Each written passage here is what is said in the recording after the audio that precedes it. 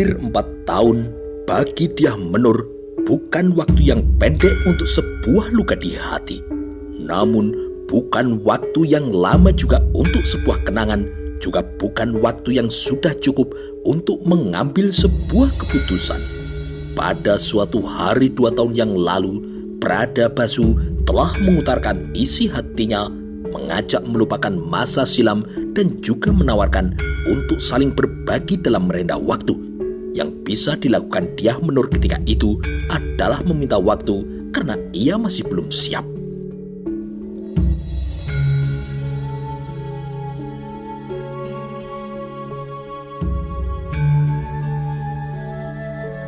Bukan sebuah perkara yang gampang bagi Dyah Menur untuk berdamai dengan dirinya sendiri, melupakan lelaki kekasih hatinya yang telah direnggut oleh wanita lain yang bukan sembarangan perempuan, karena ia adalah perempuan yang kini menjadi salah satu dari Prabu Putri.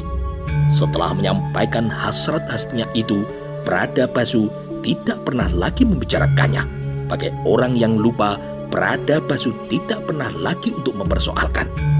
Memenuhi permintaan Dyah Menur yang tidak ingin tinggal seatap, Prada Basu kemudian tinggal di rumahnya sendiri bertetangga dengan Ki Songgorigi yang dengan jarak yang sebenarnya tidak seberapa jauh, tidak sampai setabuh waktu yang dibutuhkan dalam mereka berkuda. Di tempat tinggalnya yang baru, Dyah Menur yang tidak memiliki romo dan biung itu benar-benar hidup sendiri. Sebenarnya masih ada beberapa sanak yang tidak begitu jauh dalam pertalian darah. Akan tetapi Dyah Menur memang dengan sengaja menjauhkan diri dari mereka. Akan tetapi bukan berarti Prada Basu membiarkan Dyah Menur Hartiningsih lepas dari perlindungannya. Sepekan sekali ia muncul menengoknya, dan itulah saat yang menyenangkan bagi sang Prajaka yang merasa menemukan sosok ibu yang baru. Sang Prajaka benar-benar mendapatkan limpahan kasih sayang yang tulus. Waktu mungkin terasa bergerak amat lambat, tetapi sang waktu tidak pernah berhenti meskipun barang sejenak. Lambat laun seiring dengan itu, Dyah Menur mulai terbiasa dengan keadaan yang tidak bisa dielaknya itu. Jika semula setiap waktu wajah Raden Kudamerta selalu menyelinap, selanjutnya hal itu tidak sering lagi. Dengan segala kesibukan yang dilakukannya, Dyah Menur yang oleh Emban Praburasmi diberi nama lain sebagai Sekar Tanjung itu berhasil mempersempit ruang kenangan yang menjadi hantu abadi dan selalu membayanginya. Untuk selanjutnya, raut wajah Raden Kudamerta jarang sekali menyelinap dalam mimpi-mimpinya. Jika semula ada semacam rasa tidak rela kehilangan suami karena harus menjadi suami perempuan lain, kini perasaan semacam itu mulai terkikis dan terganti oleh rasa ikhlas yang sesungguhnya, bukan oleh keikhlasan yang semu. Selanjutnya, dalam beberapa bulan terakhir, isi hati Dyah Menur mulai dijejali oleh wajah yang lain. Wajah yang begitu sabar dan setia. Dyah Menur kini sangat berharap Prada Basu kembali mengajaknya berbicara tentang soal yang dulu pernah mereka bahas, tetapi tidak sebagaimana yang ia inginkan. Mungkin benar Prada Basu telah lupa pada persoalan itu. Sebagai seorang perempuan, ia merasa tidak pantas mendahului bercerita soal itu. Maka yang bisa ia lakukan hanyalah menunggu dan menunggu. Berhadapan dengan waktu yang bergerak amat lamban, menunggu bisa jadi merupakan pekerjaan yang paling membosankan. Prajaka dengan wajahnya yang datar dan sangat tidak peduli dengan apapun, namun untuk kedatangan romonya, remaja dengan kelainan jiwa itu kini bergerak untuk mendekat.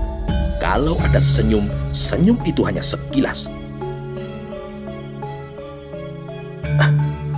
Bagaimana kabarmu, Le? Tidak melihatmu sepekan saja, seperti sudah setahun lamanya, kata Prada Basu. Prajaka tidak memberi tanggapan apapun. Tatapan matanya tetap kosong dan jatuh entah kemana. Dengan senyum dan anggukan menghormat yang diberikan kepada Dyah Menur, Gajah Enggon kini melangkah mendekat, ikut memperhatikan apa yang akan dilakukan oleh mantan Bayangkara Prada Basu. "Lihat, Le," kata Pradabasu. Sang Prajaka kini mulai menggerakkan bola matanya dan memandang lurus ke mata romonya.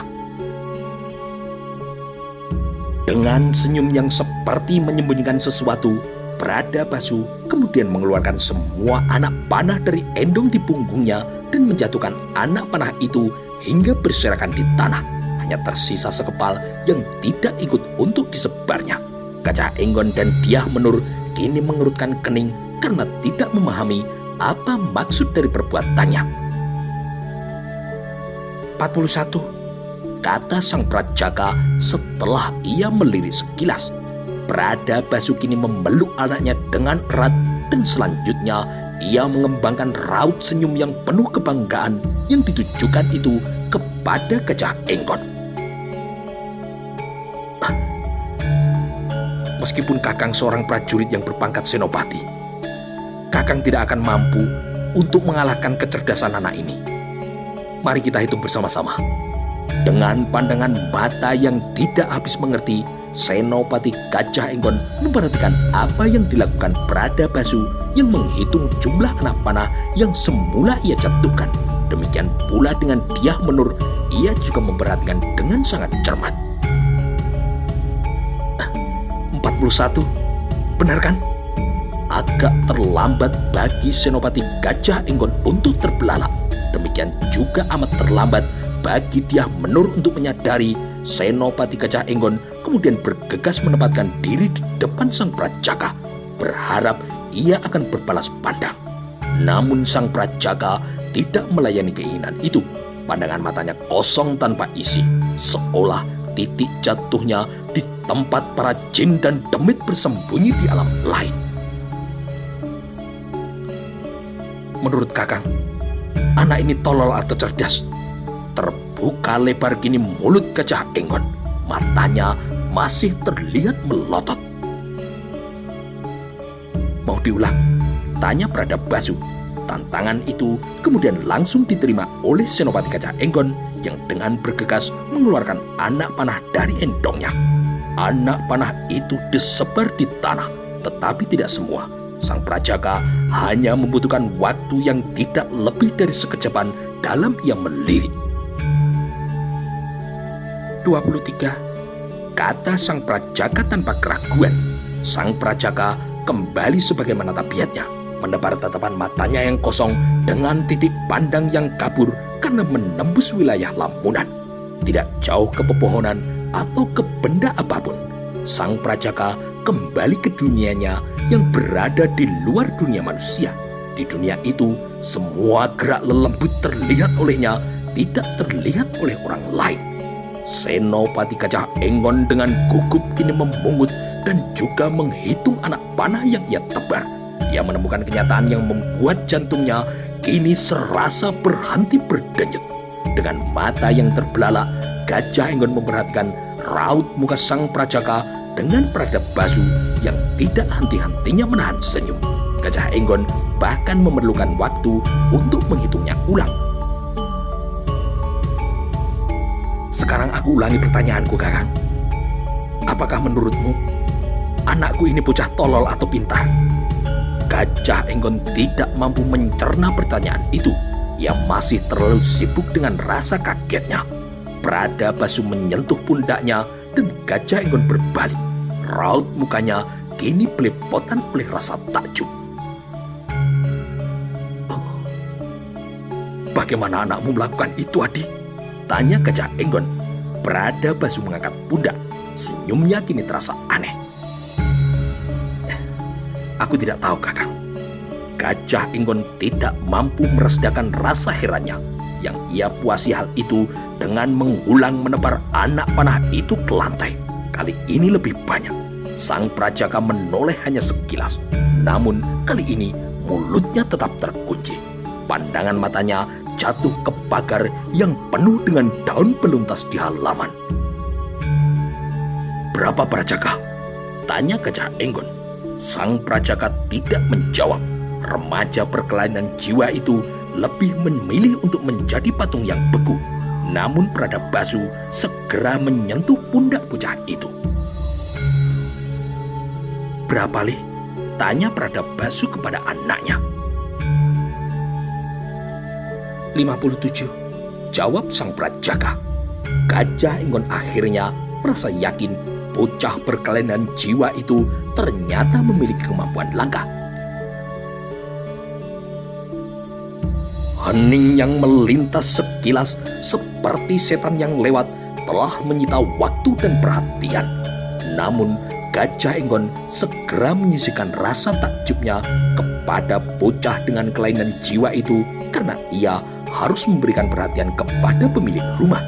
Dengan ramah, Dyah Menur memberikan penghormatan dan salamnya. Gajah Enggon membalas mengangguk ketika Dyah Menur mengangguk sedikit membungkuk. Dari jarak yang cukup dekat, kini Gajah Enggon bisa memperhatikan raut wajah Dyah Menur yang telah membuat resah Patih Gajah Mada dengan cukup jelas. "Selamat datang Gusti Senopati," ucapnya dengan suara lirih tetapi terdengar jelas. Dengan sangat bergegas, Senopati Gajah Enggon membalas. "Terima kasih, Nyai. Kabarku baik. Aku berharap demikian juga dengan keadaan Nyai." Dyah Menur tersenyum amat sejuk. Itulah senyum yang mententramkan keadaan, menyiram amarah dan menimbulkan rasa segan. Apalagi betapa santun tutur kata perempuan itu, serasa semua yang akan diucapkannya telah disaring dengan teliti. Gajah Enggon merasa betapa beruntung Pradabasu memiliki istri dengan kelebihan yang seperti itu. Istri yang dari tutur kata dan suaranya sangat sejuk meneduhkan hati, yang dari senyumnya serasa menjanjikan kedamaian tanpa batas, dan yang dari kecantikannya menyebabkan tidak perlu melirik perempuan lain. Melihat keberuntungan sahabatnya itu, Gajah Enggon kemudian mengarahkan perhatiannya kepada dirinya sendiri. Sejauh ini nasibnya kurang begitu bagus. Jodoh yang ditunggu-tunggu belum datang juga, sementara waktu terus merayap mengantarkannya menuju ke arah semakin tua. "Nyai, apakah prajaga merepotkan?" Kali ini Pradabasu yang bertanya. Dyah Menur kini menggeleng. "Tentu tidak, Kakang. Karena prajaga seperti punya dunianya sendiri. Beberapa hari ini ia sangat menarik perhatianku. Ia mulai menjawab dengan ucapan-ucapan yang lebih panjang, meskipun tatapan matanya selalu ke arah lain. Namun, apa yang paling mengagetkanku adalah apa yang baru saja ia lakukan." Pradabasu tidak bisa menutupi rasa senangnya. Namun, ketika dengan mendadak kenangannya tertuju kepada ibu bocah itu, senyum itu mendadak hilang dan kembali berubah menjadi nyeri yang menggigit. Akan tetapi, dengan segera Pradabasu membuang kenangan itu. Pradabasu mengedarkan pandangan matanya sekilas seperti ada yang sedang dicari. "Di mana kuda Swabaya, Nyai?" tanya Pradabasu. "Sedang tidur, Kakang," jawab Dyah Menur. Dengan segera Gajah Enggon menduga nama yang baru saja disebut itulah yang dipersoalkan oleh Patih Gajah Mada dan dicemaskan kelak di kemudian waktu akan menjadi sumber masalah dengan kemungkinan akan mengganggu peralihan kekuasaan. Namun Gajah Enggon melihat dengan bocah itu menjadi anak tiri dari Pradabasu, sebenarnya Gajah Mada tidak perlu mencemaskan apapun karena Pradabasu tentu tidak akan membiarkan hal semacam itu terjadi. Sebelumnya, anak Dyah Menur dengan Raden Kudamerta itu bernama lain. Nama kuda Swabaya Pradabasulah yang memberi. Dyah Menur tidak membiarkan percakapan yang terjadi di halaman rumah itu berlangsung lama. Ia kemudian mempersilahkan Gajah Enggon untuk masuk. Dyah Menur merasa tidak nyaman percakapan itu akan diperhatikan tetangganya yang kini bersembunyi di balik pagar di seberang jalan. Entah apa yang menarik perhatian Kidrabo Alit dengan tetap bertahan di tempatnya. Barulah Kidrabo Alit beranjak ketika tidak terlihat siapapun kecuali sang prajaga yang tengah sibuk menghitung bilah daun pada pelepah pohon jambi. Ketika tanpa sengaja pandangan mata sang prajaka jatuh ke arah dirinya bersembunyi, dengan gugup Kidrabu Alit menyelapkan diri ke balik pohon. Ia berusaha agar kakinya jangan sampai terlihat. Dia Menur berdebar-debar, manakala kesempatan yang diharapkan itu ia peroleh. Akan tetapi, sebagai perempuan, ia hanya bisa menempatkan diri menunggu Bradabasu yang mendahului berbicara. Ketika Dia Menur tengah sibuk di dapur untuk menyiapkan makan dan minum, Bradabasu kemudian menemuinya. "Aku akan pergi untuk waktu yang cukup lama, Nyai. Itulah sebabnya, mungkin aku akan menitipkan prajaka lebih lama. Untuk itu, telah aku siapkan semua kebutuhan yang Nyai perlukan. Aku ada uang dalam jumlah yang cukup untuk kebutuhan yang kau perlukan selama aku pergi, Nyai." Hati Dia Menur serasa terbelah, tetapi dengan sangat tidak terlihat ia menyembunyikan warna hatinya. Senyumnya tetap sejuk dan menawan. Kepalanya tetap menunduk agar tidak terbaca bahasa wajahnya. "Kemana Kakang akan pergi?" balas perempuan itu. Bradabasu kini menerawang. "Istana Majapahit kehilangan 2 buah pusaka yang amat penting, Nyai.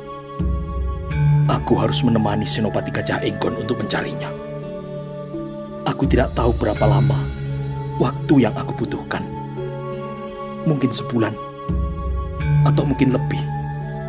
Dia Menur merasa nafasnya kini sedikit sesak.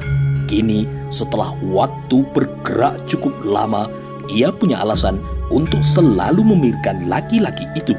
Alasan untuk berharap apa yang dulu pernah dibicarakan akan dibahas lagi, namun jangankan untuk membahasnya. Kini Bradabasu bahkan berpamitan untuk perjalanan yang panjang. Padahal betapa ingin Dia Menur memperoleh kesempatan untuk berbicara, membahas pinangan yang dulu pernah dilontarkan oleh Bradabasu. Hanya sayang kedudukannya sebagai seorang perempuan menyebabkan ia tidak mungkin untuk melakukan itu. Sebagai perempuan, Dia Menur hanya bisa menunggu dan berharap. Tidak mungkin baginya untuk mendahului berbicara karena Dia Menur merasa hal yang demikian itu saru. Dari kampilnya, Bradabasu kemudian mengeluarkan segenggam uang dengan warna kuning yang mengkilat yang kemudian diserahkan kepada Dia Menur. Bahwa uang itu terbuat dari emas, maka nilainya tentu sangatlah banyak. Namun perempuan itu tidak dengan segera menerimanya. Ia memilih menunduk untuk mengunyah rasa gelisahnya. Dadanya kini mendadak sesak, tetapi sekuat tenaga perempuan cantik itu berusaha untuk menguasai diri. "Kenapa, Nyai?" tanya Bradabasu. Tatapan mata Dia Menur masih jatuh ke dekat kakinya. "Ada apa, Nyai?" Dia Menur yang menunduk itu kemudian mendongak dan segera menghapus semua kesan dari wajahnya dengan tersenyum. Diterimanya uang dalam bungkusan kain itu dan siap untuk digunakan sebagai biaya hidup lebih dari setahun sekalipun. Dengan uang yang demikian banyak, Dia Menur merasa cemas perjalanan yang ditempuh Bradabasu mungkin akan berjalan lama. Merenda waktu yang amat lama dalam menunggu tentu adalah merupakan sebuah pekerjaan yang menyedihkan. "Tidak ada apa-apa," jawabnya lirih dengan kembali menundukkan kepala. Namun Bradabasu menangkap adanya sesuatu yang disembunyikan. Yang ia tidak tahu adalah bagaimana cara mengejar supaya Dia Menur mau lebih terbuka. "Benda pusaka apa yang hilang dicuri itu, Kakang?" tanya perempuan itu. "Sebuah payung dan jihna." Dia Menur kini mengurutkan kening. "Payung dan jihna?" Bradabasu mengangguk. "Kalau Nyai pernah mendengar, payung yang hilang adalah payung Kiai Udan Rivis. Payung itu adalah payung pusaka yang pernah dipergunakan untuk memayungi ketika diselenggarakan wisuda. antara lain terhadap mendiang Tuanku Prabu Wijaya, juga terhadap mendiang Tuanku Prabu Kologemet Srijaya Negara. Payung itu pula yang digunakan untuk mewisuda Prabu Putri Sikitarya dan juga Prabu Putri Diawiyat. Itulah sebabnya kau bisa membayangkan betapa besar makna kehilangan yang dialami Mojopahit saat ini. Benda berikutnya adalah Jena. Jena itu merupakan benda yang pertama dibuat. Itulah sebabnya dianggap sebagai Jena pusaka. Benda itu juga ikut tercuri lenyap. Dyah Menur Hardiningsih menyimak penjelasan itu dengan seksama dan bisa memahami betapa berat tugas yang diemban oleh Bradabasa. Tetapi, mengapa Kakang yang ditugasi? Tanya Dyah Menur. Bradabasa kini merasa lehernya seperti tercekik. Maksudmu, Nyai? Mengapa harus Kakang yang menjalankan tugas itu? Tekan Dyah Menur. Bradabasa terheran-heran dan takjub. Bradabasa tidak salah mendengar bahwa ada getar yang berbeda yang terloncar dari ucapan perempuan di depannya itu. Ucapan Dyah Menur itu bagai ucapan seorang istri yang merajuk. Kenapa dengan pertanyaanmu itu, Nyai? Dyah Menur kini menunduk. Bradabasa menyimak kemudian dengan cermat. Bukankah Kakang tidak lagi menjadi seorang prajurit di Mojopahit? Jadi mengapa Kakang harus terbebani oleh tugas itu?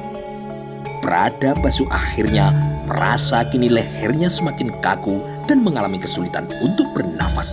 Selanjutnya, Bradabasa merasa yakin bahwa ada semacam rasa tidak ikhlas yang diungkapkan Dyah Menur melihat apa yang akan dilakukannya. Dyah Menur tidak setuju dengan perjalanan panjang yang akan ditempuh itu. Ada semacam rasa tidak rela ditinggal pergi demikian lama oleh Bradabasa. Masalahnya, bagaimana harus mengungkapkan perasaan itu? Namun kini Bradabasa memiliki jawabannya. Apa yang aku lakukan ini adalah merupakan panggilan jiwa, Nyai. Apa yang akan aku lakukan bukan karena negara menugaskan kepadaku untuk mencari pusaka yang hilang itu. Namun, aku merasa terpanggil untuk melakukannya. Aku merasa ikut bertanggung jawab untuk ikut menemukan kembali benda yang hilang itu. Hening kini menyeruak. Mulut Dyah Menur kini terbungkam ketika tangannya mengaduk bongkahan gula kelapa di dalam air jahe. Ia lakukan itu dengan kepala yang menunduk. Apakah Nyai ingin aku tidak pergi? Tanya Bradabasa. Meskipun Nyai Dyah Menur terdiam, sejenak kemudian ia menggeleng. Bradabasa menghirup tarikan nafas panjang dan kemudian memenuhi semua ruang kosong di lorong paru-parunya. Bradabasa berusaha untuk menebak latar belakang macam apa yang menjadi penyebab sikap berbeda dari perempuan itu.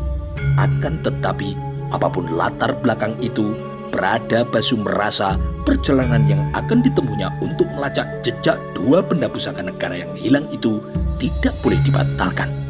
Tidak ada yang bisa menghalangi langkah yang akan ditempuhnya. Gempa bumi yang menyebabkan tanah terbelah sekalipun tidak akan mampu untuk menyurutkannya. Namun Bradabasa tidak membiarkan Dyah Menur dan anaknya, juga sang prajaga yang dititipkan kepadanya, berada dalam keadaan yang tidak terlindung. Untuk itu, ia meninggalkan uang yang lebih dari cukup agar Dyah Menur tidak kekurangan. Sementara itu, untuk keamanannya, menjelang perjalanannya, Bradabasa menyempatkan untuk menemui Buyut Wirosari, mantan prajurit tua dari kesatuan pasukan Jolopati yang kemudian terpilih menjadi buyut menggantikan romonya. Atas nama hubungan persahabatan yang pernah terjalin selama mereka menjadi prajurit, Bradabasa kemudian menitipkan Dyah Menur dan anaknya, juga sang prajaga, ke dalam perlindungannya. Kebetulan rumah Ki Buyut Wirosari tidak terlampau jauh, hanya berselisih 3 rumah saja. Aku aku titipkan anak istriku, Kakang," kata Pradabasu. Buyut Wirosari mengangguk dengan penuh hormat, apalagi terhadap Senopati Gajah Enggon yang pernah menyandang jabatan demikian tinggi sebagai pimpinan pasukan khusus Bayangkara. Permintaan bantuan itu akan dilaksanakan dengan kesungguhan hati. Dan ketika tiba kini saatnya Pradabasu dan Gajah Enggon harus melambaikan tangan berpamitan dan berpisah dengan Dyah Menur, kini Dyah Menur masih mampu untuk menguasai dirinya. Namun ketika derap kuda yang membawa mereka meninggalkan halaman untuk kemudian lenyap di balik sebuah tikungan, Dyah Menur ternyata tidak mampu lagi menguasai dirinya. Tidak mampu lagi ia mencegah air mata yang kini bergulir. Ki Buyut Wirosari tanggap atas keadaan itu. "Berdoalah, Nyai. Semoga Ki Pradabasu segera kembali. Selanjutnya, selama menunggu suami Nyai kembali, aku minta Nyai tinggal bersama kami." Dyah Menur kini mengangguk. Tidak ada ucapan apapun yang terlontar dari mulut perempuan itu. Ketika sang Prajaka datang mendekat dengan raut muka yang aneh, Dyah Menur kemudian merengkuh dan memeluknya dengan amat erat. Dalam hatinya, Dyah Menur hanya bisa meratapi rasa kecewanya karena waktu yang digunakan Pradabasu menengoknya dan juga menengok sang Prajaka sangat singkat. Sang Prajaka kali ini mengarahkan pandangan matanya ke barisan pohon kelapa yang berada di kejauhan. Pohon-pohon kelapa itu kini terlihat menjulang demikian tinggi sehingga tidak ada yang berani memanjat untuk memetik buahnya. Untuk bisa memetik buah kelapa dari pohon yang terlanjur tinggi itu, seorang penduduk pernah melatih seekor kera yang besar. Dengan keperigelannya yang khusus itu, kera besar itu akhirnya menjadi langganan penduduk yang membutuhkan bantuannya. Untuk kera tersebut disediakan hadiah kerang rebus, sedangkan pemiliknya mendapat jatah bagian kelapa. Jika kera itu memetik 10 butir, maka pemiliknya berhak untuk 1 butir kelapa. Sementara itu, sang Prajaka dengan sedikit memicingkan mata, ia kemudian menghitung ada berapa jumlah buah dalam barisan yang memanjang itu.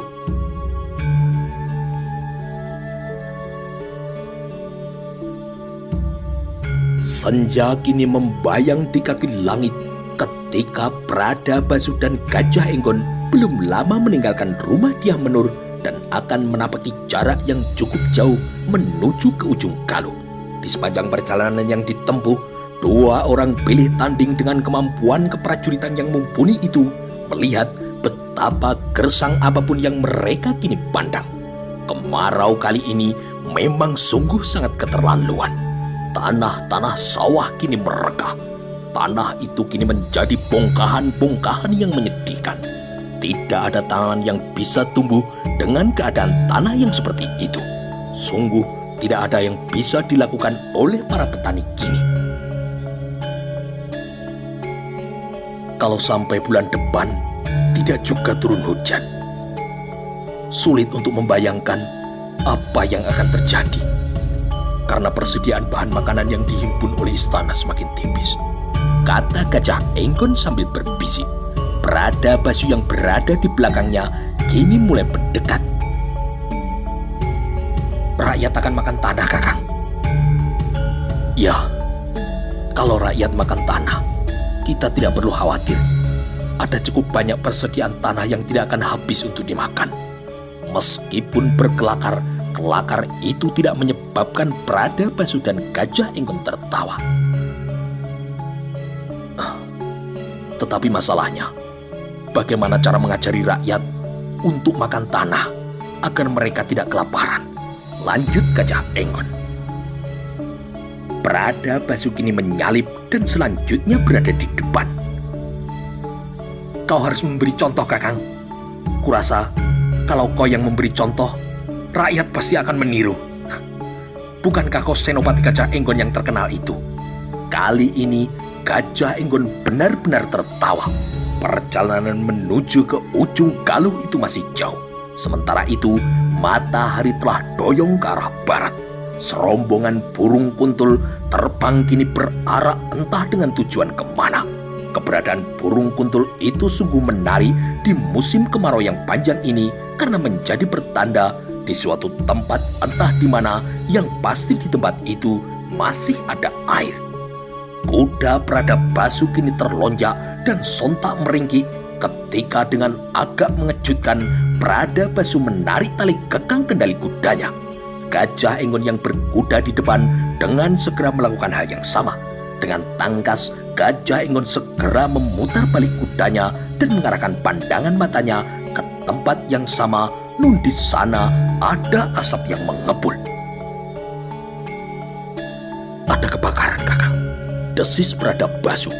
Pradabasu tidak perlu mempertimbangkan apapun untuk segera melecut kuda yang ditungganginya menuju ke tempat dari mana asap itu nampak membubung tinggi.